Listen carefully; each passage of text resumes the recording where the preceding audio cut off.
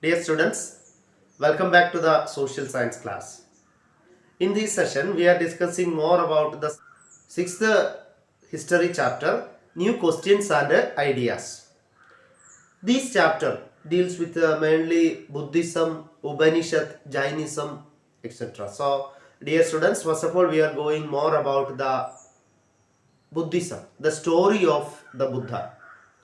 Siddhartha was also known as Gautama. He was a Kshatriya prince. He was the founder of Buddhism. The Buddha belonged to the Shakya Gana.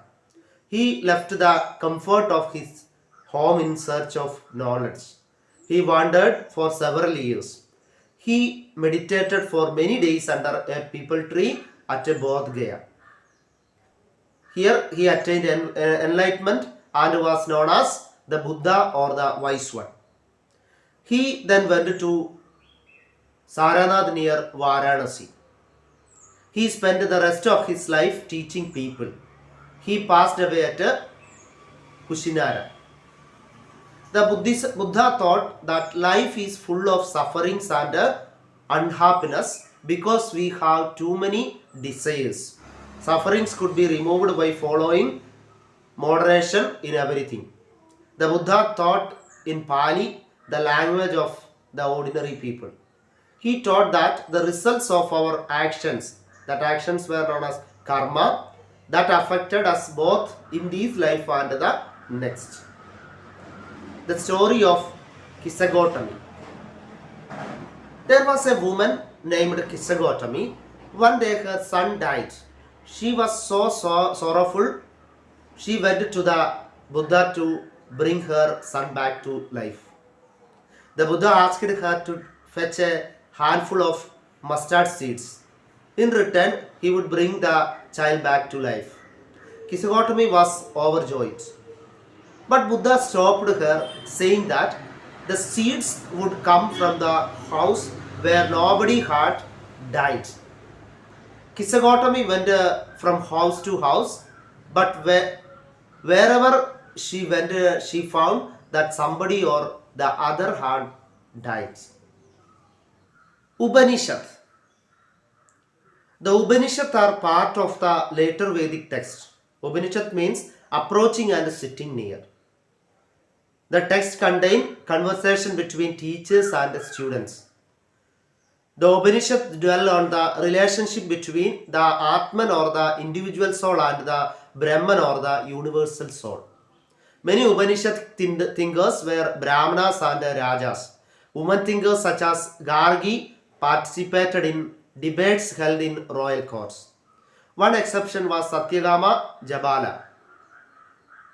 He was named after his mother, the slave woman Jabali. He became one of the best known thinkers of the time. The wise beggar. Shauniga and Abhipratriyan were two sages. They worshipped the universal soul. Once when they sat down to eat, a beggar came and asked for food. Shauniga refused, but the beggar reminded them that the universal soul filled the entire world. By denying the beggar food, they were actually denying food to the universal soul. The sages realized the truth and shared their food with him. Panini, the grammarian. Panini prepared a grammar for Sanskrit. He arranged vowels and consonants in a special order. With the help of this, he wrote the rules of Sanskrit grammar. Jainism. Vardhamana Mahavira was a Kshatriya prince. At the age of 30, he left home to live in a forest. After leading a hard and lonely life, he attained enlightenment. He taught a simple doctrine, Ahimsa. Followers of Mahavira were known as Jainas. Jainas had to lead a very simple lives. They had to be absolutely honest. They had to be observe celibacy. Men had to give up everything including their clothes.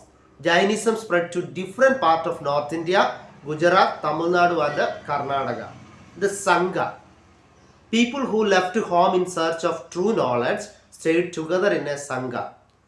The rules for Buddhist Sangha were written in a book called Vinaya Pitaka. All men could join the Sangha.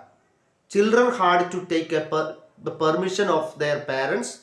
Women had to take their husband's permission. Men and women who joined the Sangha led simple lives. They meditated and begged for food. They were known as bhikkhus. They taught others and helped one another. Those who joined the Sangha include Brahmanas, Kshatriyas, merchants, barbers, courtesans, and slaves. Monasteries. Many monks and nuns felt the need for permanent shelter. Therefore, monasteries were built.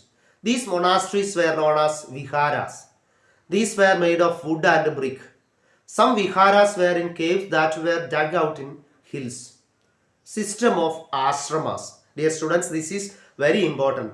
System of ashrama. There were 4 ashramas were organized. Brahmacharya, Grihastha, Vanaprastha and Sannyasa. Brahmins, Kshatriya and Vaishyas were to study the Vedas and led simple lives. That is called as Brahmacharya. Then they had to marry and live as householders. This is called Grihastha. Then they had to live in the forest and meditated. This is Vanaprastha. And finally, they had to give up everything and become wandering saints like a sannyasi or so. This is called a sannyasa. So anyway, dear students, we finished this chapter. You must read the textbook carefully and attend the live session. Thank you.